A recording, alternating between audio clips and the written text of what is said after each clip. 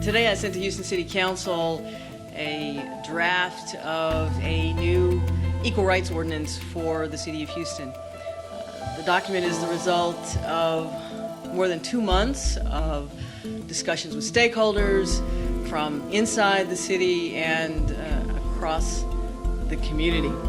I want to thank Councilmember Ellen Cohen, who is with me today, and Councilmember Mike Laster, who have been intimately involved in this process and who chose early on to work with me and to help carry this legislation through to what we hope will be successful passage next month at City Council.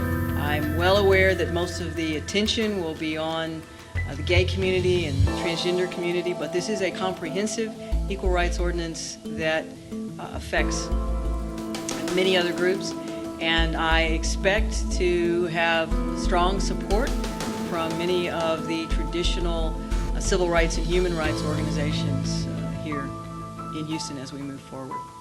But I also expect some spirited discussion, and Councilmember Cohen will be chairing that first meeting as we lay out formally for council members and for the public what's in the ordinance.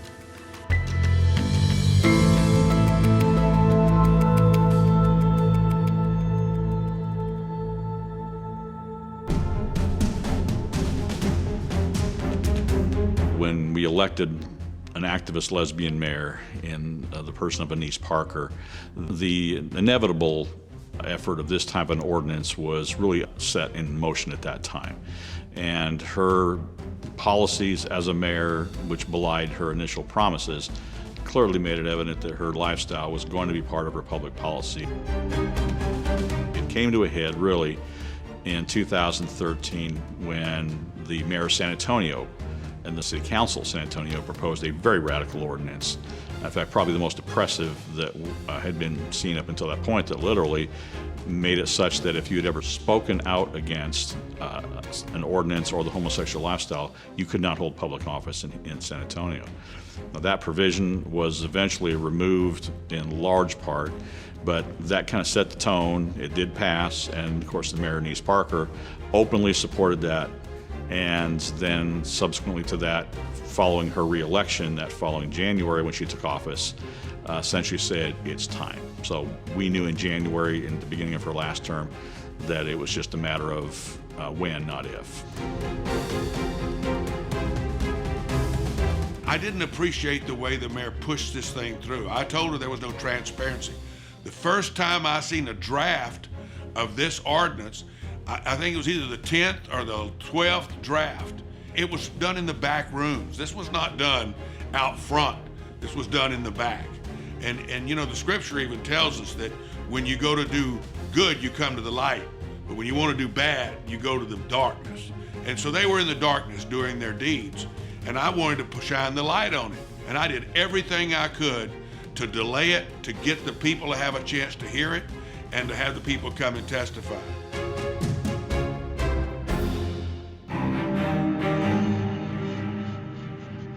Michael Kubosh, the council member, spoke to a reporter and just challenged the mayor because her claim at that moment was this ordinance was all about veterans and African Americans and minorities and that we needed protections. And he called her out because she had told him, and he had conversations that made it very clear this was about her gay, lesbian, bisexual, transgender community, and challenged her just to tell the truth. So the mayor was forced to hold a press conference that day. She and her city attorney, looking a little bit befuddled, denied some of these things again, and what we now know lied to the public, and the ordinance was now out on the table, and at that following week then was presented to City Council.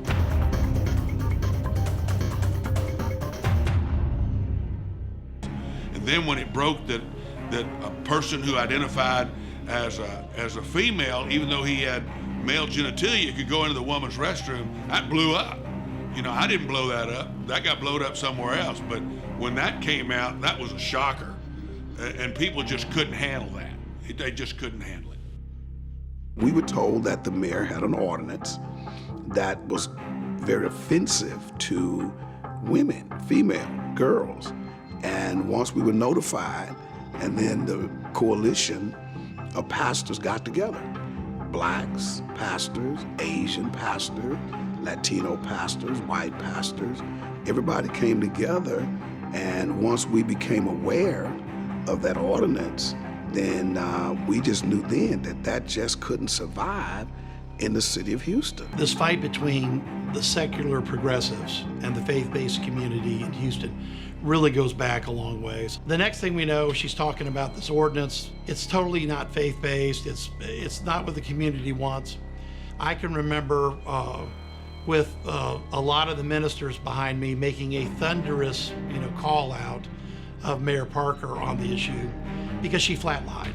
And we were basically speaking, saying, if you want to have a dialogue, let's have a dialogue.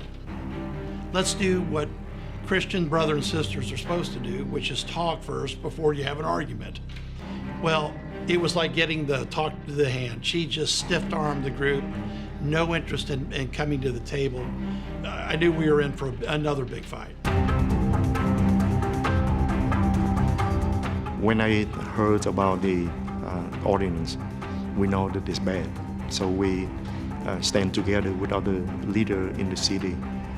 But I also know, because come out from the country that have known for that, I told other leaders, I say, they will retaliate when we stand up against this ordinance.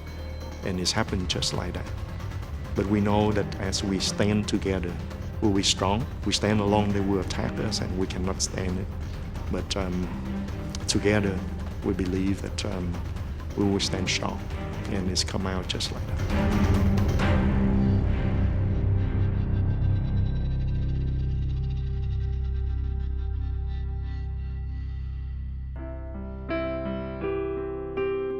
They're trying to hijack the civil rights movement and use the discrimination narrative falsely to try to cloak what they're really about and misuse it. And the only voice that's really credible that cannot be challenged in terms of challenging their use of discrimination comes from the African American community. And so they had to be on point more effectively. We have been building the whole team together and around it, but it's pretty hard to call somebody who has suffered discrimination themselves a right-wing bigot. I'm offended by it. I publicly stated I was offended by it, and I made it clear to the mayor, and I made it clear to every city council person, and especially to the black council people.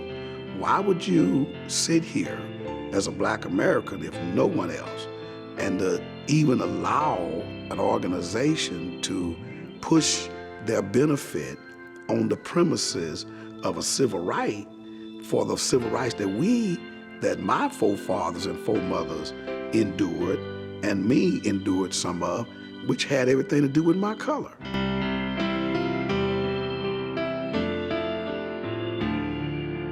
The civil rights was not based on homosexuality. Civil rights was based on the color of skin. That was the whole thing about civil rights. The right of black people to have the right to first-class citizenship. Dr. King's message on civil rights was, give us the right to vote, give us the right to have better schools, give us the right to have better education, give us the right to have better jobs. That was civil rights. This is not civil rights. This is rights by choice. When I was asked to join the group, I immediately said yes. During that time, we brought a lot of our lead pastors together, basically briefed everyone on what was expected. And knowing that the ordinance was coming, we didn't have, even before we had exact language, we knew the general tone of what it was going to do. This started off as one of the platform issues that's part of the larger agenda of the LBGT community across the nation. As we all know today, that the benefits for LBGT community has expanded over years. It just seems as though every 6 months, every 12 months, there's a new issue. This was a big picture to be a push of another issue that they felt that would create a storm across America. And we know that's to be true because now there's been hundreds of cities now all of a sudden that's creating this ordinance. All of a sudden now it's popping up everywhere. It's an agenda item that they put on their platform, and it's not gonna stop. But I had several religious organizations try to stop me. FN, you don't need to do this, man. You got a name for yourself. You don't have to do all this, you know. Let it alone, you know. I mean, I had someone really come to my office and say, hey, give it up. You can't win this. I say, I'm not in it to win. I'm in it to stand. Stand for that which is right. Let the winning be in the hands of God.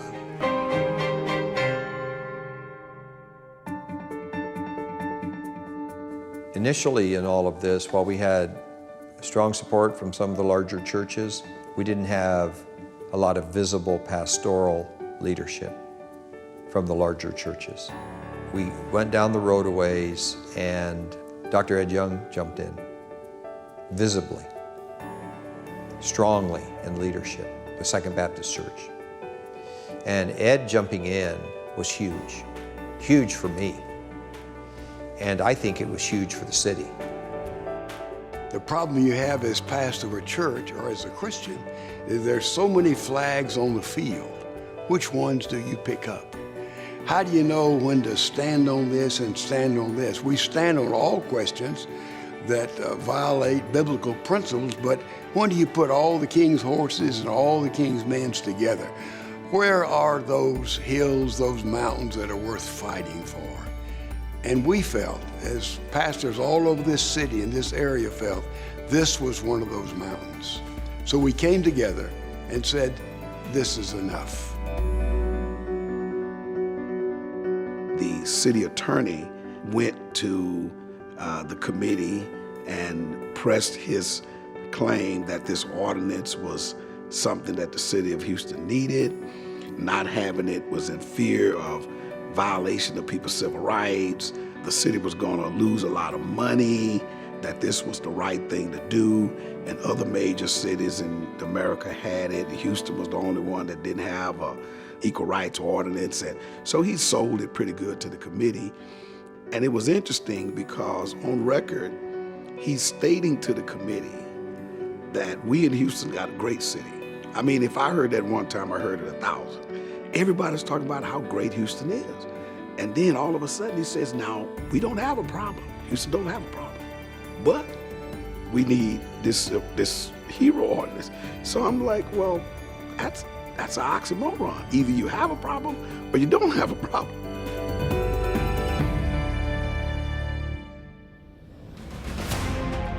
In these hearings, we discovered that the ordinance was never, ever about any violations of civil rights. The ordinance was geared and pinpointed and orchestrated simply to allow the LBGT community of men, transgender men, to have the benefit of going into restrooms with women and girls. There'd never been any issue with bathrooms in the city of Houston before. No complaints about discrimination. This ordinance applied not only to public restrooms and public buildings, it applied to businesses.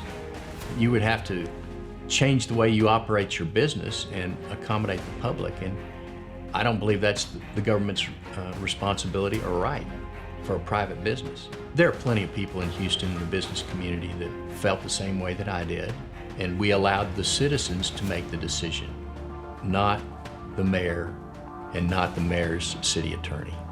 This is not a thing that we as Christians are discriminating against people who are confused about their sexual orientation, but we feel like that this was discrimination against us, who believes that God has wired every individual with chromosomes and with physicality that determines who they are sexually. And therefore, along with a lot of wonderful pastors and laymen and people from every kind of religious background, banded together and said, we're drawing a line in the sand, i.e. the Alamo, and said, this is enough.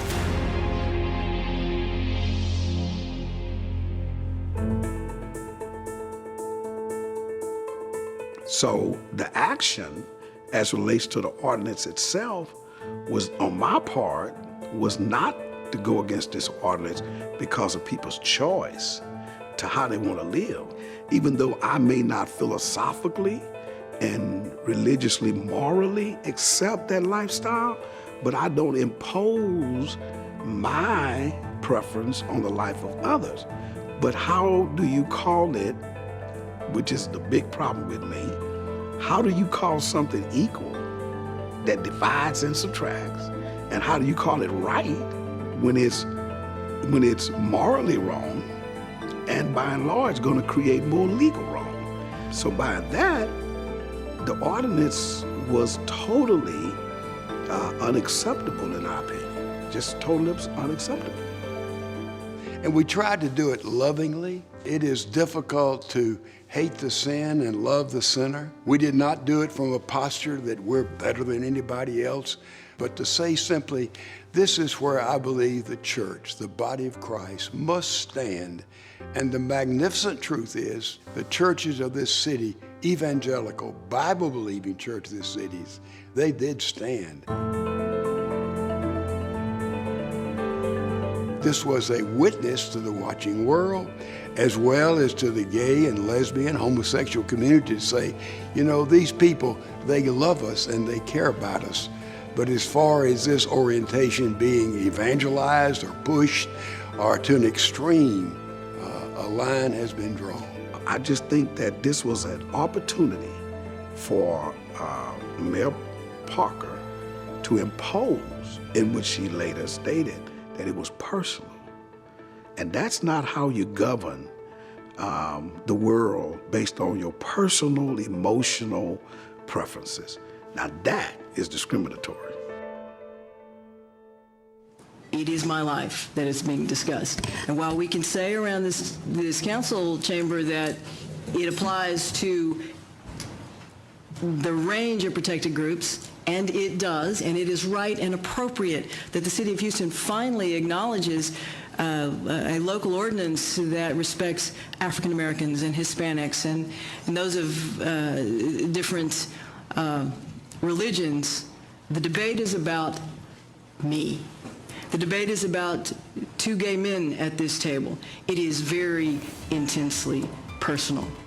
Well, I really tried to emphasize the lack of a need for this ordinance at all. I mean, this is the very basis that we had to attack from the beginning, was there should be a reason to pass any new law, because every law is an expansion of government. It's more government power, less freedom, more government force, more government money. And so it ought to be justified for some reason, and we continue to challenge the mayor, and that was really our focal point, to prove the discrimination existed. And they never could. Right from the very beginning, I had people from all walks of life, elected people, people in public life, people in private life, companies, corporations. They said, you know, this has been passed in all the other cities, and it's something we must do, and once we do this, this battle will be over.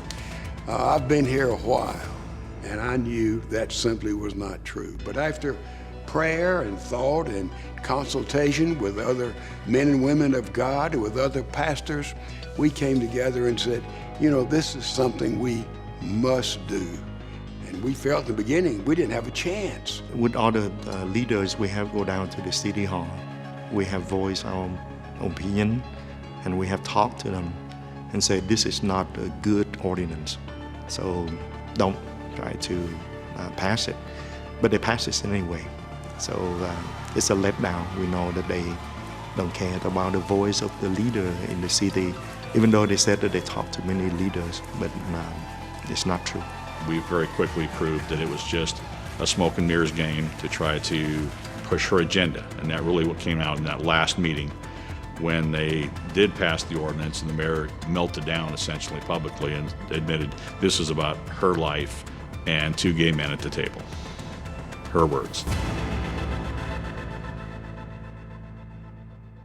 I don't like the fact that I hear that the city attorney is meeting with groups in the business community, and then I meet with people in the business community and they tell me what's going to happen, and I say, but I'm voting on this. Why wasn't I brought in? I need to be a part of the process. As a city council member, I was elected to do that.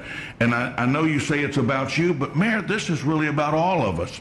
It's not really about you, it's about everybody here.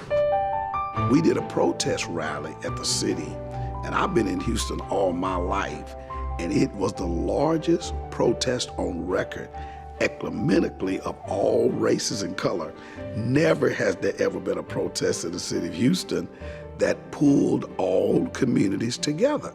So the message was clear to the city government, and they passed it anyway, which was really a great disappointment. Yo estuve muy disgustada. Yo sentía